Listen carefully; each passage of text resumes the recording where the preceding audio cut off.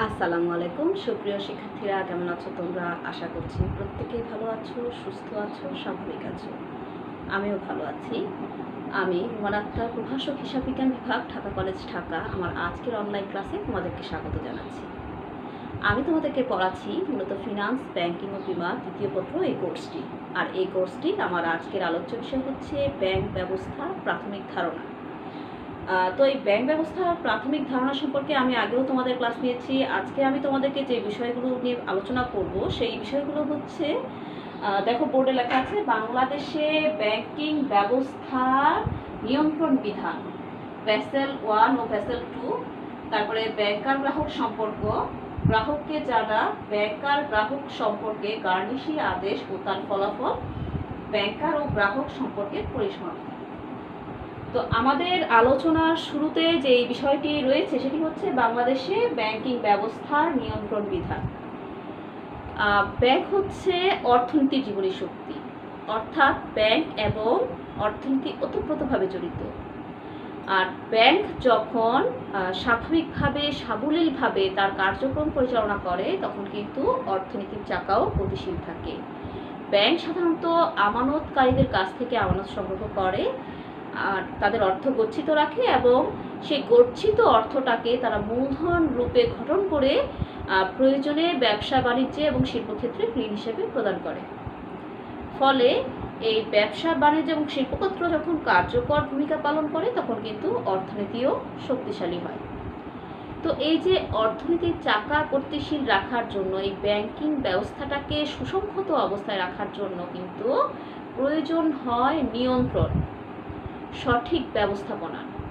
তো এই নিয়ন্ত্রণ এবং সঠিক ব্যবস্থাপনা ঠিক রাখার জন্য কিন্তু পৃথিবীর প্রত্যেকটা দেশই ব্যাংকিং আইন গঠন করে এবং প্রত্যেকটা দেশের কেন্দ্রীয় ব্যাংক সেই ব্যাংকিং আইনগুলো কি করে, সে বাস্তবায়ন করে। তো বাংলাদেশের ক্ষেত্রেও কিন্তু এরকম কিছু ব্যাংকিং আইন রয়েছে। সেই আইনটাকে কি বলা হচ্ছে? ব্যাংক কোম্পানি আইন 1991।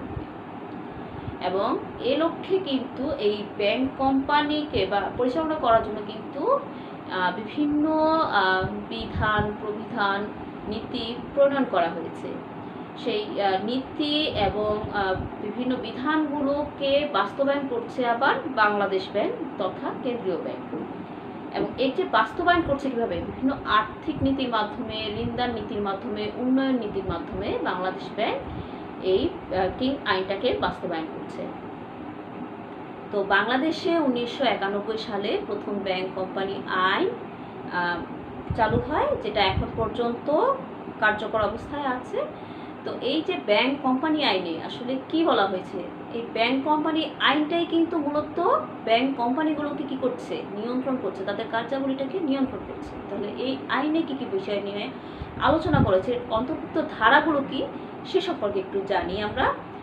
প্রথমে যেই বিষয়টি আসলে এই ব্যাংক কোম্পানিতে অবতারণা করা হয়েছে সেটি হচ্ছে ব্যাংক ব্যবসায় সম্পর্কে। প্রথম যে ধারাটি সেখানে কিন্তু ব্যাংকের সম্পর্কে বলা হয়েছে, ব্যাংক কি, ব্যাংক ব্যবসায়ের কার্যাবলী সম্পর্কে বলা হয়েছে। এরপরে ব্যাংক কোম্পানি কর্তৃক কতিপয় নিষিদ্ধ ব্যাংকিং ব্যবস্থা সম্পর্কে কিন্তু বিধান রাখা হয়েছে কোম্পানি আইনে।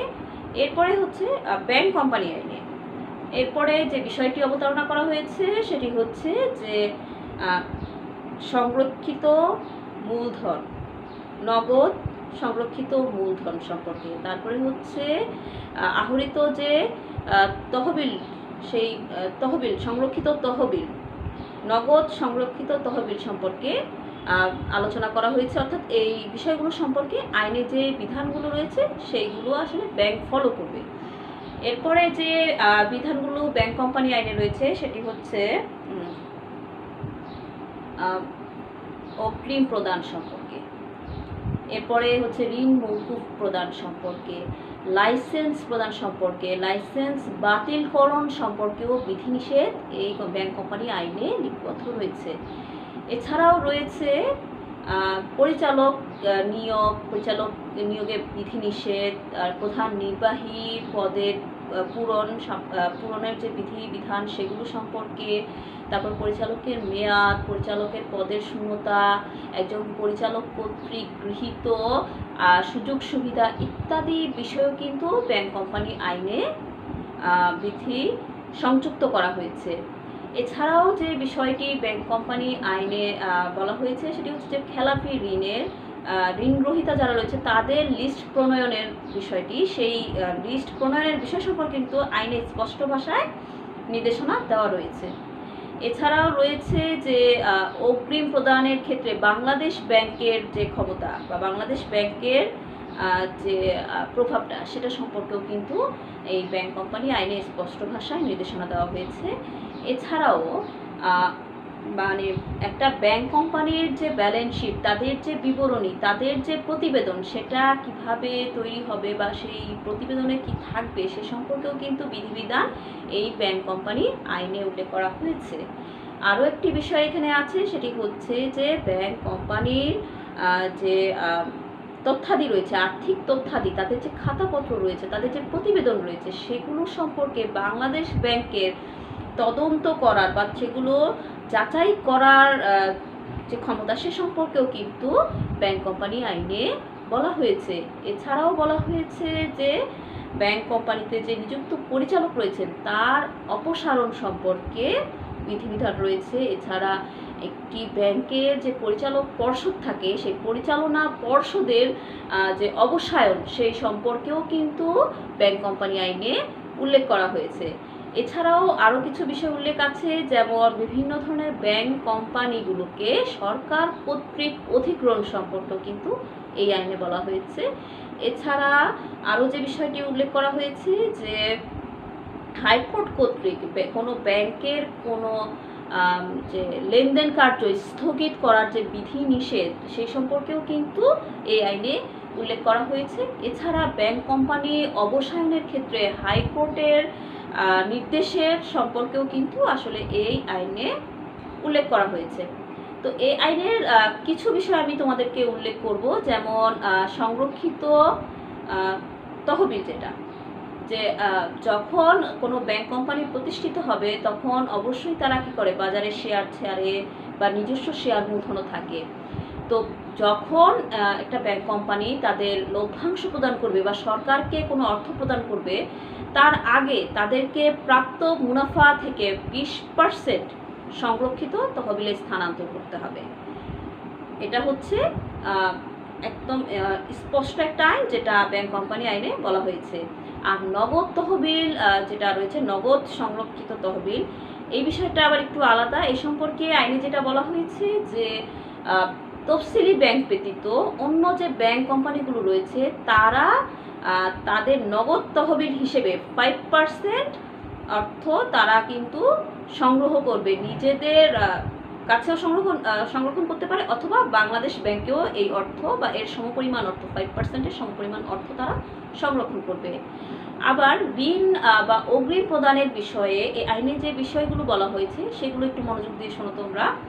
যে একটা ব্যাংক নিজস্ব শেয়ার বা সিকিউরিটিসকে, নিজস্ব শেয়ারকেই মূলত জামানত হিসেবে রেখে কোনো ঋণ বা অগ্রিম প্রদান করতে পারবে না। আরও একটি বিধিনিষেধ রয়েছে এক্ষেত্রে, যে যখন জামানতবিহীন কোনো ঋণ তো তারা প্রদান করবে না সাধারণত, তবে এই জামানতবিহীন ঋণ প্রদানের ক্ষেত্রেও কিন্তু ক্রাইটেরিয়া রয়েছে। সেক্ষেত্রে বলেছে যে আইনে যেটা বলেছে যে একটা ব্যাংকের কোনো পরিচালককে জামানতবিহীন ঋণ প্রদান করা যাবে না বা ঋণ অগ্রিম প্রদান করা যাবে না, বা একজন পরিচালকের পরিবারের কোনো সদস্যকে জামানতবিহীন ঋণ প্রদান করা যাবে না। আবার এমন কোনো ব্যবসায়িক প্রতিষ্ঠান বা আর্থিক প্রতিষ্ঠানে ঋণ প্রদান করা যাবে না যেখানে জামানতবিহীন ঋণ প্রদান করা যাবে না, যেখানে ওই ব্যাংকের কোনো পরিচালক বা পরিচালকের কোনো পরিবারের সদস্য ওই আর্থিক প্রতিষ্ঠানের বা ব্যবসায়িক প্রতিষ্ঠানের মালিক বা অংশীদার বা রক্ষণাবেক্ষণ কর্মকর্তা হিসেবে নিযুক্ত আছেন বা ব্যবস্থাপক হিসেবে নিযুক্ত আছেন। তাহলে আমরা বুঝতে পারছি ব্যাংক কোম্পানি আইনে স্পষ্টভাবে বলে দেওয়া হয়েছে কাদেরকে ঋণ প্রদান করা বা অগ্রিম প্রদান করা যাবে না।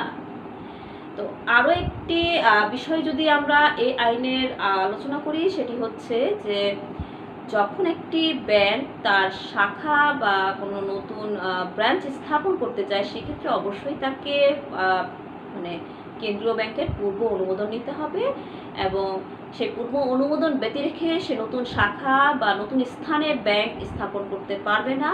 আর যেটা পুরনো জায়গায় স্থাপিত রয়েছে ব্যাংকের কোনো শাখা বা ব্যাংকের কোনো হেড অফিস, সেটাও কিন্তু কেন্দ্রীয় ব্যাংকের পূর্ব অনুমতি রেখে কি করতে পারবে না, অপসারণ করতে পারবে না, রিপ্লেস করতে পারবে না।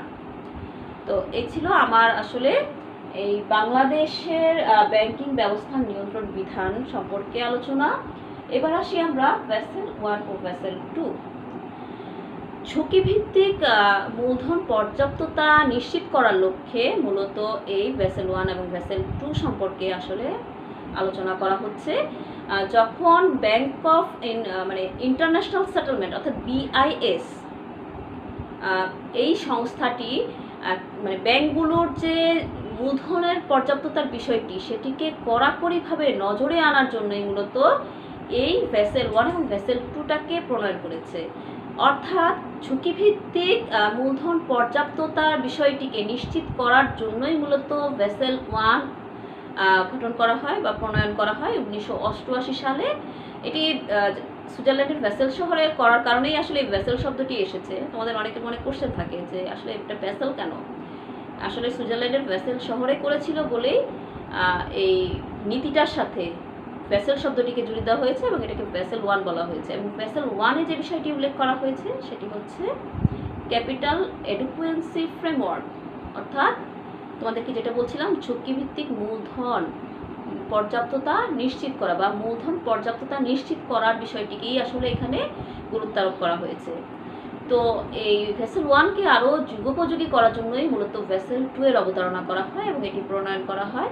তো বাংলাদেশও যেহেতু এই BIS অর্থাৎ ব্যাংক অফ ইন্টারন্যাশনাল সেটেলমেন্টের একটি সদস্য বা অংশীদার, সেহেতু বাংলাদেশকেও কিন্তু এই আইন অনুযায়ী কি করতে হয় যে তারা যে বিষয়গুলো বা নির্দেশনাগুলো প্রণয়ন করেছে সেগুলো বাংলাদেশেও কার্যকর করতে হবে। তাহলে এক্ষেত্রে বাংলাদেশ ব্যাংক তার অধস্থন যে ব্যাংকগুলো রয়েছে অর্থাৎ তফসিলি যে ব্যাংকগুলো রয়েছে তাদেরকে এই নির্দেশনাগুলো জারি করে, অর্থাৎ ভেসেল 2 জারি করে, এবং এটি জারি হয় 2010 সালের 1 জানুয়ারি, এবং তখন থেকে অদ্যাবধি এটি কার্যকর অবস্থায় আছে। এবং এই ভেসেল 2 অনুযায়ী যে কোন নির্দেশনাগুলো আসলে বাংলাদেশ পেল বা বাংলাদেশ ব্যাংক তফসিলি ব্যাংক বা তালিকাভুক্ত ব্যাংকগুলোর জন্য যে নির্দেশনা জারি করলো সেগুলো কি। তো এক কথায় যদি আমি বলি তাহলে এটা বলা যায় যে ব্যাংকগুলোর অর্থাৎ বাণিজ্যিক ব্যাংকগুলোর বা তালিকাভুক্ত ব্যাংকগুলোর মূলধন যাতে অপর্যাপ্ত হয়ে না পড়ে বা ঝুঁকির মুখে না পড়ে, সেই জন্যই মূলত এই ভেসেল 2টাকে প্রণয়ন করা হয়েছে। এবং এই ভেসেল 2-এর নির্দেশনা অনুসারে কিন্তু পরিশোধিত মূলধন এবং সংরক্ষিত মূলধন সংরক্ষণ করা হচ্ছে। এছাড়াও শ্রেণীকৃত ঋণের ক্ষেত্রে প্রভিশন রাখার নির্দেশনাটাও কিন্তু এই ভেসেল 2 থেকে এসেছে। আরও একটি নির্দেশনা কিন্তু এসেছে, সেটি হচ্ছে যে স্থাবর সম্পত্তি ক্রয়ের ক্ষেত্রে সরকারের নিয়ন্ত্রণ। তো এই যে কথাগুলো আমি বললাম এগুলো ভেসেল 2-এরই আসলে নির্দেশনা। তো আর্থিক বাজারে যখন ব্যাংকগুলো তাদের কাজ যাতে সাবলীলভাবে করতে পারে, সুচারুরূপে করতে পারে, সেজন্যই মূলত বাংলাদেশ ব্যাংক এই ভেসেল 2কে নির্দেশনা হিসেবে জারি করেছে, যেটা ব্যাংকিং সেক্টরে অবশ্য পালনীয় একটি বিষয়। তো এখন আমরা দেখব ভেসেল 2-এ আসলে 3টি পিলার বা স্তম্ভকে নির্দেশ করা হয়েছে বা নির্দেশনা স্বরূপ এই 3টি স্তম্ভকে জারি করা হয়েছে। তাহলে এই 3টি স্তম্ভ কি সেটা আমরা একটু দেখে নিই। তোমরা একটু বোর্ডে তাকাও, তাহলে দেখতে পাবে পিলার 1 ন্যূনতম মূলধন পর্যাপ্ততা নিশ্চিতকরণ। তো মূলধন পর্যাপ্ততা নিশ্চিতকরণের যেহেতু বিষয় এটা, তার আগে আমি একটু তোমাদের সাথে কিছু বিষয় আলোচনা করি। ব্যাংকটা কি? ব্যাংক হচ্ছে ধার করা অর্থের ধারক, অর্থাৎ একজনের কাছ থেকে আমানত সংগ্রহ করে অন্য আরেকজনকে ঋণ দিচ্ছে এবং সেখানে ব্যাংক মধ্যস্থ কারবারি প্রতিষ্ঠান হিসেবে মুনাফা অর্জন করছে। তো ব্যাংক সবসময় কিন্তু অধিক মুনাফা অর্জন করতে চায়, আর যখন অধিক মুনাফা অর্জন করতে চায় তখন কিন্তু তাকে অধিক ঝুঁকিও নিতে হয়। তো ব্যাংক যখন ঝুঁকি নিচ্ছে কার অর্থের উপর নিচ্ছে? ব্যাংক অবশ্যই আমানতকারীর অর্থের উপর ঝুঁকি নিচ্ছে। যখনই ঝুঁকিপূর্ণ খাতে বিনিয়োগ করছে তখনই আমানতকারীর অর্থটা কিন্তু ঝুঁকির মুখে পড়ছে।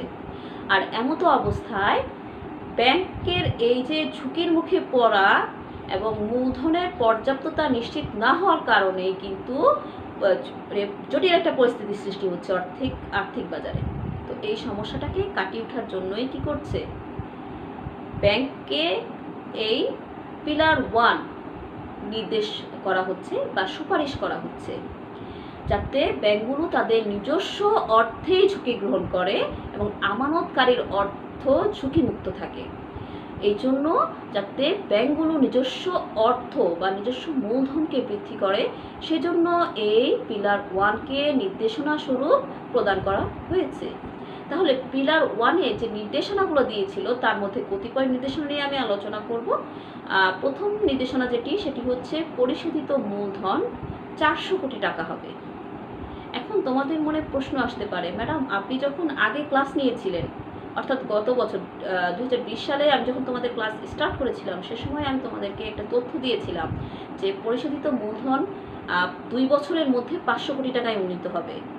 তোমরা জানো যে 2019 সালের 24 ফেব্রুয়ারি একটা নির্দেশনা আসে। সেই নির্দেশনাটা আসলে প্রজ্ঞাপন আকারে আসেনি, শুধু নির্দেশনা হিসেবে এসেছিল যে আগামী 2 বছরের মধ্যে 2013 সালের পর থেকে চালু হওয়া প্রত্যেকটি ব্যাংকের পরিশোধিত মূলধন হবে 500 কোটি টাকা। আর ওই সময়তে যে নতুন 3টি ব্যাংক মানে ব্যাংকিং সেক্টরে প্রবেশ করে বা ব্যাংক হিসেবে অনুমোদন লাভ করে, সে সময় তাদের পরিশোধিত মূলধন ছিল 500 কোটি টাকা। তো এখন 2021 সালে দাঁড়িয়ে আসলে যেহেতু ওই নির্দেশনাটি বা ওই বোর্ড মিটিংয়ের ফলে যে সিদ্ধান্তটি হয়েছিল সেটি প্রজ্ঞাপন হিসেবে আসেনি, সেহেতু এই মুহূর্তে আমি কিন্তু এটা বলতে পারছি না যে পরিশোধিত মূলধন সব ব্যাংকের জন্য 500 কোটি টাকা। ঠিক আছে, পরিশোধিত মূলধন 2013 সালের আগে যারা ব্যাংকিং সেক্টরে এসেছে, আবার 2013 সালের পরে যারা এসেছে তাদের মধ্যে কিন্তু একটু ডিফারেন্স হয়েছে, তাই না? আবার নতুন 3টি ব্যাংকের ক্ষেত্রে আবার ডিফারেন্স হচ্ছে। তো এই জন্য তোমাদের আমি যেটা বলবো সেটা হচ্ছে, তোমাদের বইগুলোতে যেহেতু 400 কোটি টাকা লেখা আছে, তোমরা এটাকেই এখন গ্রহণ করো। আর যদি প্রজ্ঞাপন হয়ে যায় তাহলে সেটা 500 কোটি টাকা হয়ে যাবে। আজকের ডেট পর্যন্ত আসলে 500 কোটি টাকার প্রজ্ঞাপনটি আমার নজরে আসেনি, সেজন্য এই তথ্যটি আমি তোমাদেরকে দিতে পারছি না। তো এই যে পরিশোধিত মূলধন রাখতে হবে 400 কোটি টাকা, এটা ছিল প্রথম নির্দেশনা বাংলাদেশ ব্যাংকের পক্ষ থেকে। এরপরে দ্বিতীয় নির্দেশনা ছিল যে বিপদগ্রস্ত সম্পদ, অর্থাৎ খেলাপি ঋণ বা মন্দ বিনিয়োগের ক্ষেত্রে প্রতিটি ব্যাংকে 10% প্রভিশন রাখতে হবে। অর্থাৎ ওই ঋণের 10% প্রভিশন রাখতে হবে এবং এই 10%-এর মধ্যে 5% প্রভিশন রাখতে হবে মুখ্য মূলধন থেকে আর 5% সম্পূরক মূলধন থেকে। এবং এই যে পিলার 1-এ কিন্তু আমাদের এই মূলধনের শ্রেণীবিভাগটাকে সুন্দর করে ভাগ করে দেওয়া হয়েছে। তাহলে এই মূলধনের শ্রেণীবিভাগটা কি সেটাও আমরা জেনে নিই। সেখানে 3টি টায়ার নির্ধারণ করে দেওয়া হয়েছে। ফার্স্ট টায়ারে ছিল মুখ্য মূলধন বা কোর ক্যাপিটাল। তাহলে মুখ্য মূলধনটা কি? শেয়ার ক্যাপিটাল, অর্থাৎ বাজারে বিলিখিত শেয়ারগুলো থেকে আহরিত মূলধনটি হচ্ছে শেয়ার ক্যাপিটাল। এবং এই শেয়ার ক্যাপিটাল হচ্ছে মুখ্য মূলধন একটা ব্যাংক কোম্পানির জন্য। এরপরে যে বিষয়গুলো আছে সেটা হচ্ছে অবন্টিত প্রিমিয়াম বা অবন্টিত শেয়ার প্রিমিয়াম, বিধিবদ্ধ সঞ্চিতি, সাধারণ সঞ্চিতি, সংরক্ষিত আয় এবং লভ্যাংশ সমতাকরণ হিসাব। তো এই যে ইত্যাদি এই বিষয়গুলো হচ্ছে আমার মুখ্য মূলধনের অন্তর্ভুক্ত। এবার আসি সম্পূরক মূলধন। সম্পূরক মূলধনের ক্ষেত্রে যে বিষয়গুলো নির্ধারণ করে দেওয়া হয়েছে, যেমন প্রভিশন, সাধারণ প্রভিশন, তারপরে হচ্ছে পুনর্মূল্যায়নকৃত সম্পত্তি, আর হচ্ছে অগ্রাধিকার শেয়ার, এগুলো হচ্ছে আমার কি সম্পূরক মূলধন। এরপরে আসি অতিরিক্ত সম্পূরক মূলধন। অতিরিক্ত সম্পূরক মূলধনের মধ্যে একটি উদাহরণ আমি দেই, সেটি হচ্ছে যেমন 2 থেকে 5 বছরের জন্য স্বল্প মেয়াদে অথবা দলিলের মাধ্যমে গৃহীত পরবর্তী পর্যায়ের ঋণ বা পরবর্তী পর্যায়ের গৃহীত ঋণ, এটাকে বলা হচ্ছে অতিরিক্ত সম্পূরক মূলধন। তবে এক্ষেত্রে উল্লেখ্য যে অবশ্যই মুখ্য মূলধনের থেকে সম্পূরক মূলধন বেশি হতে পারবে না, অর্থাৎ মুখ্য মূলধনের যে সীমা সেটা অতিক্রম করবে না সম্পূরক মূলধন। সবসময় মুখ্য মূলধনই বেশি থাকবে, সম্পূরক মূলধন কম থাকবে। তো এই ছিল আমাদের পিলার 1। এবার আসি আমরা পিলার 2, তদারকি পর্যালোচনার ব্যবস্থা। এটা আসলে পিলার 1-এর নিয়ন্ত্রণমূলক জবাব। অর্থাৎ পিলার 1-এর যে বিষয়গুলো বা যে নির্দেশনাগুলো দেওয়া হয়েছে সেগুলোকে ব্যাংকগুলো মান্য করছে কিনা এবং সে অনুযায়ী ব্যবস্থা নিচ্ছে কিনা সেইটাকে জোরদার করার জন্যই আসলে পিলার 2-এর সুপারিশ করা হয়েছে।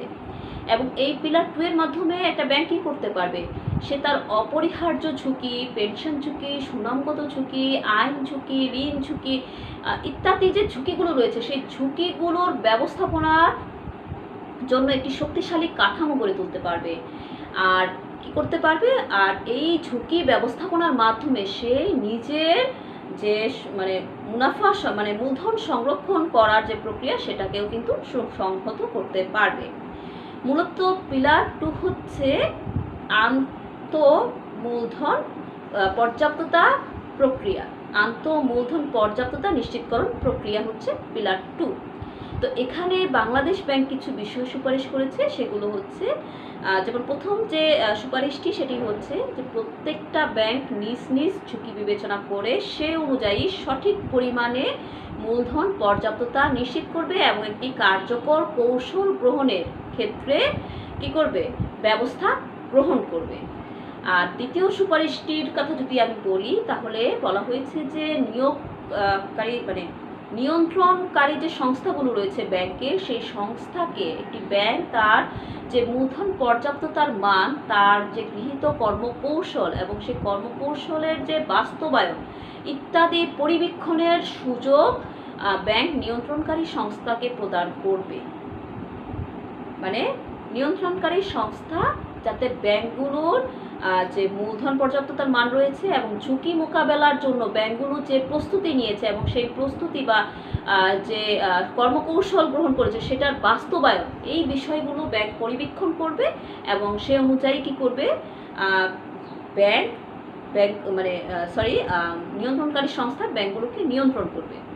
আর তৃতীয় যে সুপারিশ, সেই সুপারিশটি হলো যে কোনো ব্যাংক যদি ঝুঁকি বিবেচনায় দেখে যে তার মূলধন অপর্যাপ্ত হওয়ার আশঙ্কা রয়েছে, তখন ব্যাংক কী করবে, অবশ্যই নিয়ন্ত্রণকারী সংস্থাকে আগেভাগেই জানিয়ে দিবে যাতে তারা ওই সমস্যা থেকে ব্যাংকটিকে উত্তরণ করার একটি পথ খুঁজে পায়। তো এই ছিল আমার পিলার 2। এবার আসি পিলার 3, বাজার শৃঙ্খলা। বাজার শৃঙ্খলা মূলত পিলার 1 এবং পিলার 2 এর পরিপূরক, অর্থাৎ ন্যূনতম মূলধন পর্যাপ্ততা নিশ্চিতকরণ এবং তদারকি পর্যালোচনার ব্যবস্থা, এই দুটা তখনই পরিপূরক হবে যখন এটি বাজার শৃঙ্খলা বজায় থাকবে। তো বাজার শৃঙ্খলা কি? বাজার শৃঙ্খলা হচ্ছে একটি ব্যাংক যখন তার ব্যাংকিং কার্যক্রম পরিচালনা করবে তখন তা অত্যন্ত স্বচ্ছতার সাথে করবে, যাতে ব্যাংকের সাথে সংশ্লিষ্ট প্রত্যেকেই ব্যাংকের ঝুঁকি এবং মূলধন সম্পর্কে সঠিক তথ্য পায়। এবং এক্ষেত্রে ব্যাংক কী করতে পারে, ব্যাংক তার প্রকাশনার উন্নয়ন করতে পারে এবং এই প্রকাশনা উন্নয়নের মাধ্যমে ব্যাংক বাজারে যারা প্রবেশ করবে, অর্থাৎ বাজারে প্রবেশকারী, কোন বাজারে, আর্থিক বাজারে প্রবেশকারী বা ব্যাংকের যে স্টেক হোল্ডার রয়েছে তারা ব্যাংকের সঠিক তথ্য পাবে এবং সে অনুযায়ী তারা সিদ্ধান্ত গ্রহণ করবে যে ব্যাংকের সাথে তারা কীভাবে লেনদেন করবে।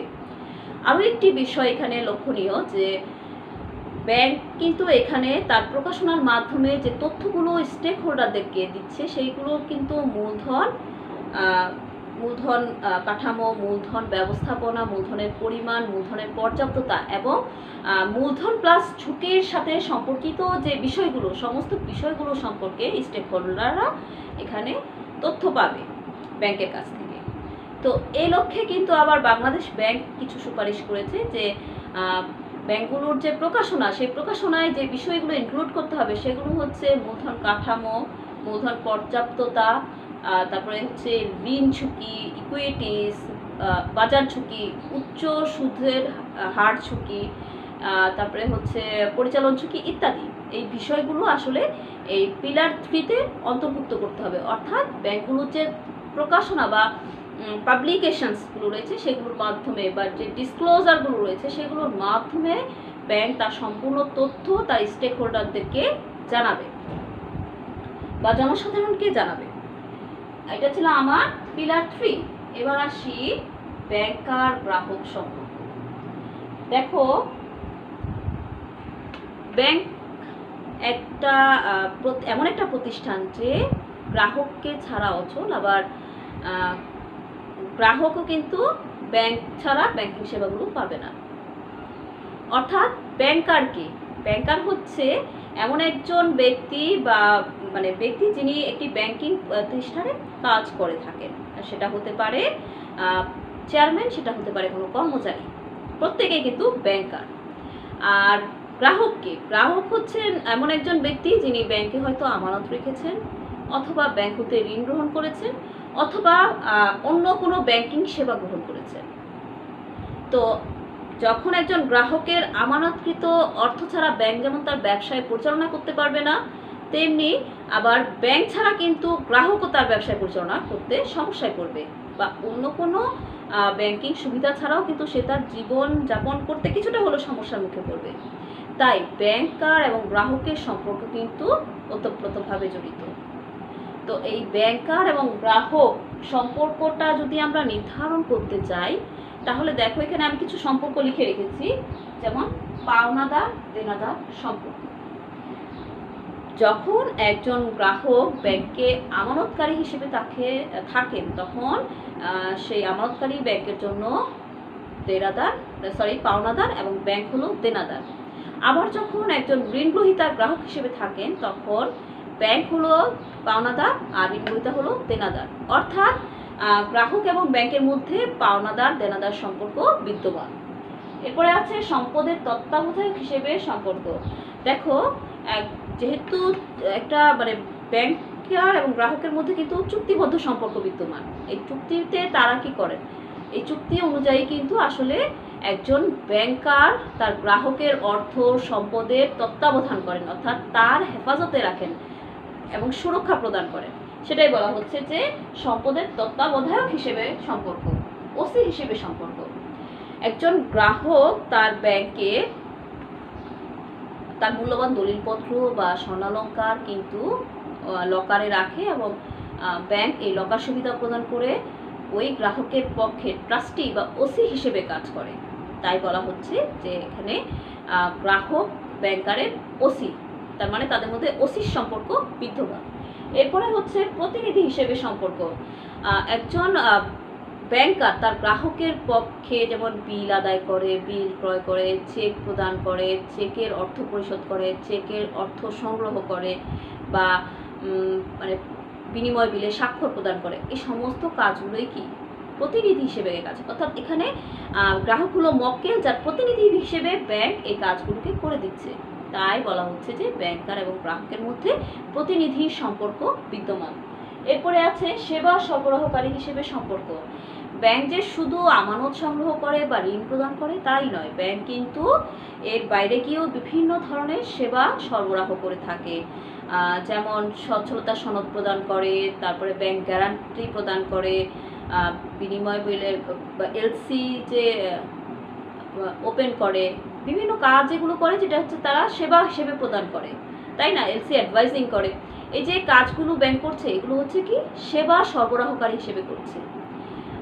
বা যেমন তোমার বিদ্যুৎ বিল গ্রহণ করছে, তারপরে গ্যাস বিল গ্রহণ করছে, তোমার পে অর্ডার করে দিচ্ছে, ব্যাংক ড্রাফট করে দিচ্ছে, ইত্যাদি কাজগুলো কিন্তু কি হচ্ছে, ব্যাংক তোমাকে সেবা হিসেবে প্রদান করছে। তো এই জন্যই বলা হচ্ছে যে ব্যাংকার এবং গ্রাহকের মধ্যে সেবা সরবরাহকারী সম্পর্ক বিদ্যমান। তো এই ছিল আমাদের ব্যাংকার গ্রাহক সম্পর্ক। এবার আসি গ্রাহককে জানা। যখন একজন ব্যাংকার তার ব্যাংকিং কার্যক্রম পরিচালনা করেন, তখন তার অনেকগুলো গ্রাহক থাকে, এবং এই গ্রাহকদের মধ্যে কেউ ভালো থাকে, কেউ মন্দ থাকে। একজন মন্দ গ্রাহকের কারণে কিন্তু ব্যাংককে আইনি জটিলতার মুখেও পড়তে হয়। কোনো গ্রাহক যদি মানি লন্ডারিংয়ের সুযোগ নিয়ে মানি লন্ডারিং আইনকে ভঙ্গ করে, তাহলে সেক্ষেত্রে কিন্তু ব্যাংকে বেশ ক্ষতির মুখে পড়তে হয়, আইনের জটিলতা প্লাস আর্থিক ক্ষতির মুখে পড়তে হয়। কারণ মানি লন্ডারিং আইন 2012-এর 25-এর 1 ধারায় বলা হয়েছে যে একটি ব্যাংকে কোনো গ্রাহক যদি তার ব্যাংক হিসাব পরিচালনা করে, তাহলে ব্যাংক ওই গ্রাহকের সমস্ত তথ্য এবং সঠিক তথ্য পূর্ণাঙ্গ রূপে সংরক্ষণ করবে।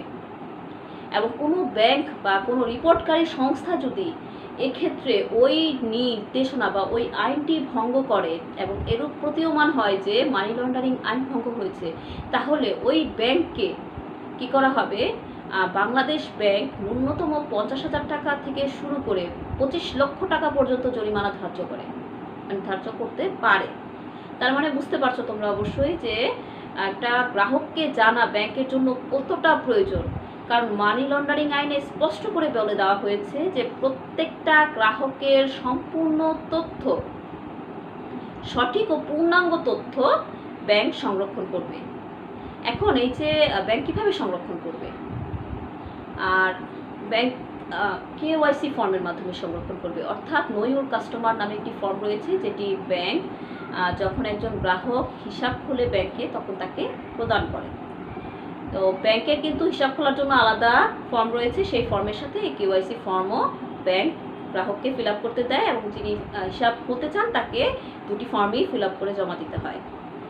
তো দেখো, যদি কোনো ব্যক্তি মানি লন্ডারিংয়ের মাধ্যমে, অর্থাৎ তার পরিচালিত হিসাবের মাধ্যমে মানি লন্ডারিং করে থাকে বা কোনো ভুয়া নামে হিসাব পরিচালনা করে থাকে, তাকে যাতে সহজে শনাক্তকরণ করা যায়, এজন্যই মূলত এই KYC ফর্মটি মানে গ্রাহককে দেওয়া হয় পূরণ করার জন্য।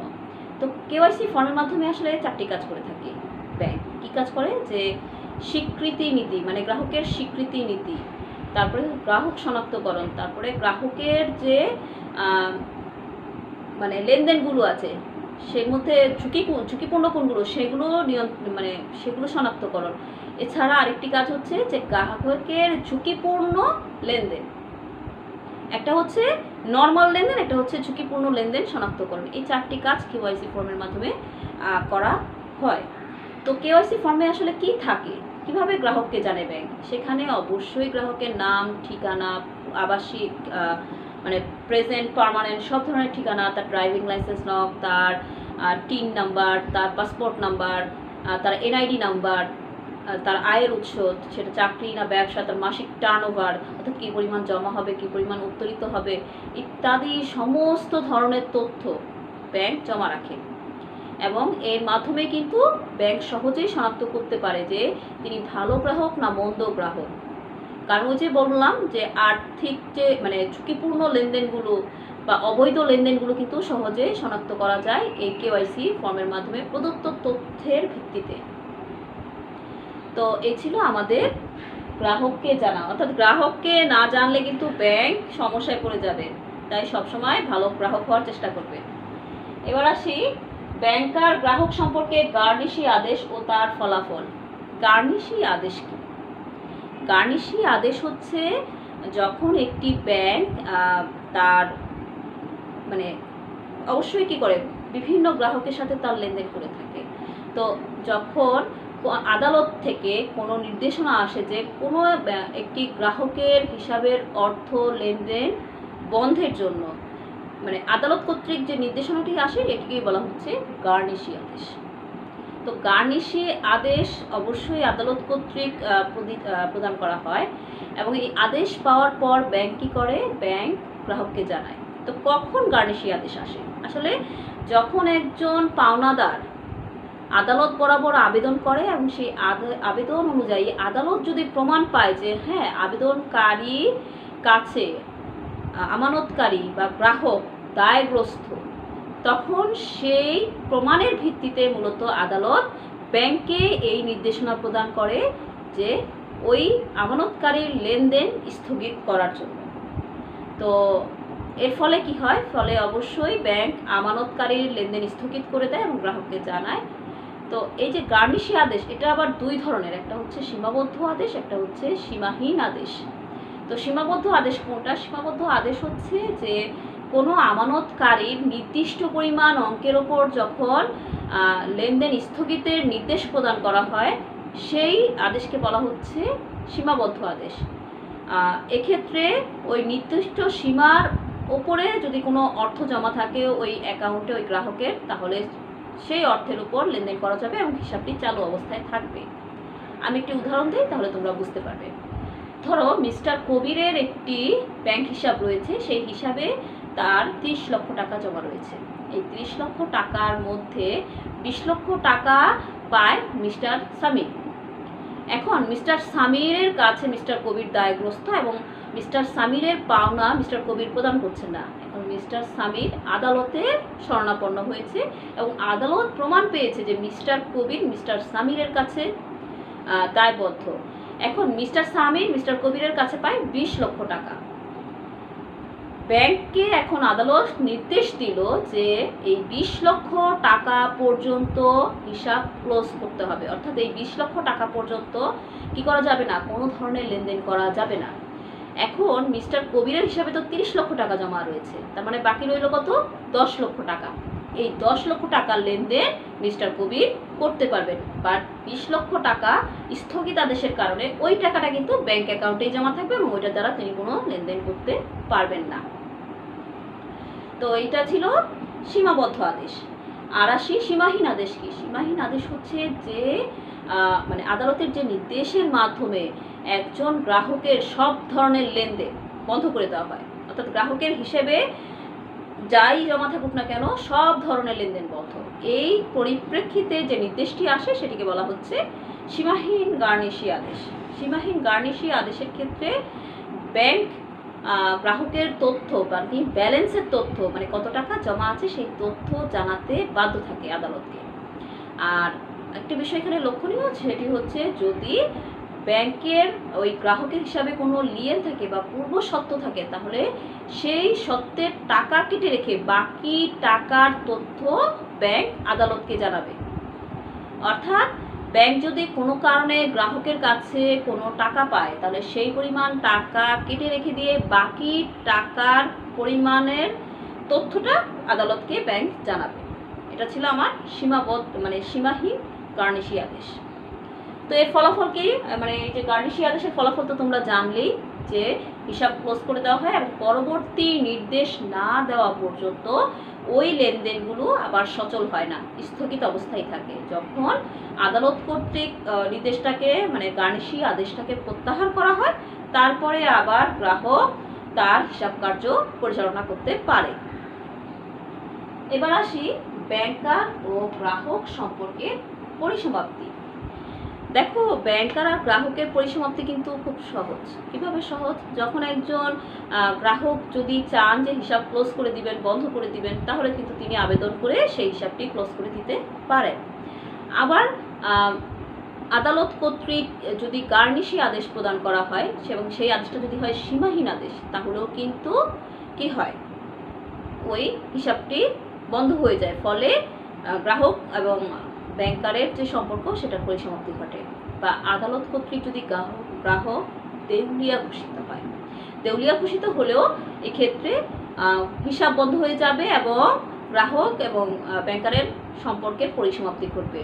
এছাড়া আরও যে বিষয়গুলো আছে, যেমন গ্রাহক মারা গেলে, তারপরে হচ্ছে গ্রাহক পাগল হয়ে গেলে এবং গ্রাহক যদি দীর্ঘদিন ধরে হিসাব মানে ওই অ্যাকাউন্টে লেনদেন না করে, তাহলেও এই গ্রাহক এবং ব্যাংকারের যে সম্পর্ক সেটার পরিসমাপ্তি ঘটবে।